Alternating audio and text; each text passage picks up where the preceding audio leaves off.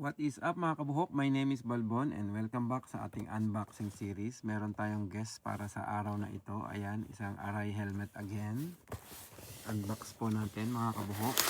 So sa mga bagong pasok po, Tokyo based po ako. Dito po ako nag-work. At makikita nyo naman po ako sa social media. Sa Facebook, Instagram, YouTube or kung saan man. Ayan, ang laman po ng isang Arai helmet ay helmet lang. Walang kasamang anti-fog. Bakit ko pa ulit-ulit na sinasabi? Kasi lagi tinatanong kung ano ang inclusion. Ano ang inclusion? Ano ang inclusion? So nagawa na po ako ng mga list ng helmet kung ano yung inclusion nila. Pag nag-message po sa akin yung mga tao, meron na akong naka-ready na template para isend sa kanila yung link. Ayan. So ang inclusion po ay helmet lang ang laman ng Arai. Walang ibang kasamang anti-fog or smoke lens. Yan, hindi katulad ng mga iba. Hindi natin alam bakit. Siguro focus sila more on safety kumpara sa previous na makukuha mo.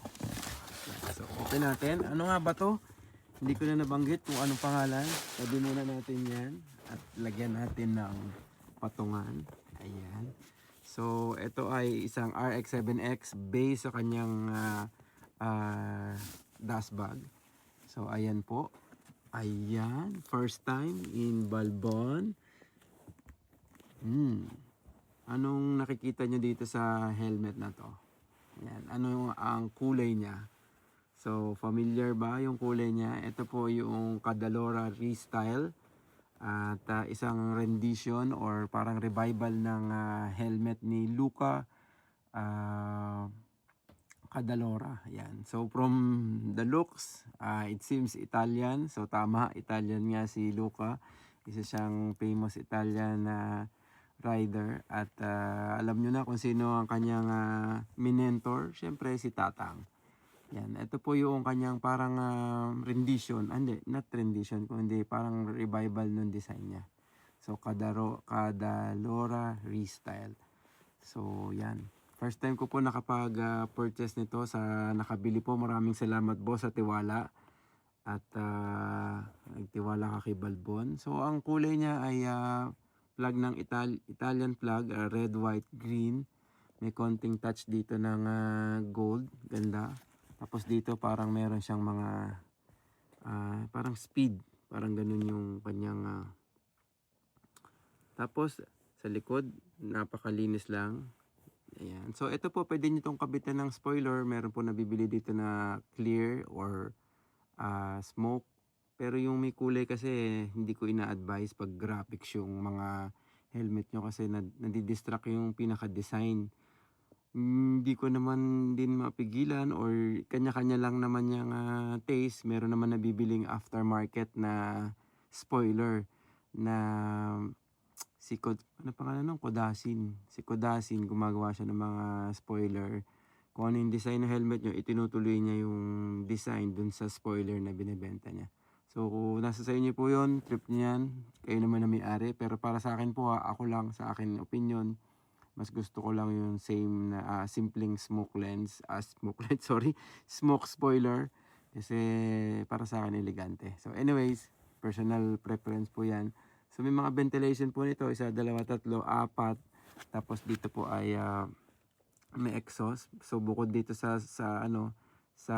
spoiler, pwede mo siyang palitan ng mga ibang lens. Meron ditong Pro Shade, yung 2 piraso parang drop down at meron din siyang single lens na may kulay. Yung iba meron pa nabibili dito pero hindi ko alam sa Japan wala eh. Wala sila dito nung parang spoiler dito sa Mibibig. So yan, ngayong taon lang naman po ito nilabas. So definitely 2025 po ito. At si Arai po ay always double D-ring. Meron din niyang emergency release system dito. Tignan natin ang date code. Ito ay October 20, 2025. So yun po ang helmet po ng Arai, ang shell size po niya magkamukha lang ang large at saka ang medium. Kaya pwede po silang magkabaliktaran. Papalitan lang po natin ng padding sa loob, which is yun naman talaga ginagawa din sa mga shop pag wala kang available na kunyari large ka, gusto mong gawing large yung stock pero medium ka. So pinapalitan lang po nila yung padding sa loob. Yung thickness, nababago lang.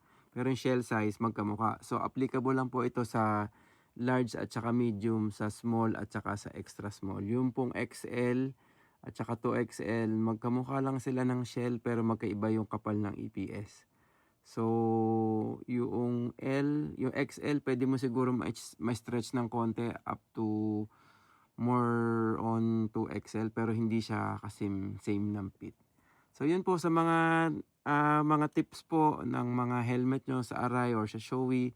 Kung meron po kayong katanungan at alam ko naman po yung sagot, mag-PM lang kayo sa Helmet de Balbon at try ko po kayong masagot. But is out, ride safe!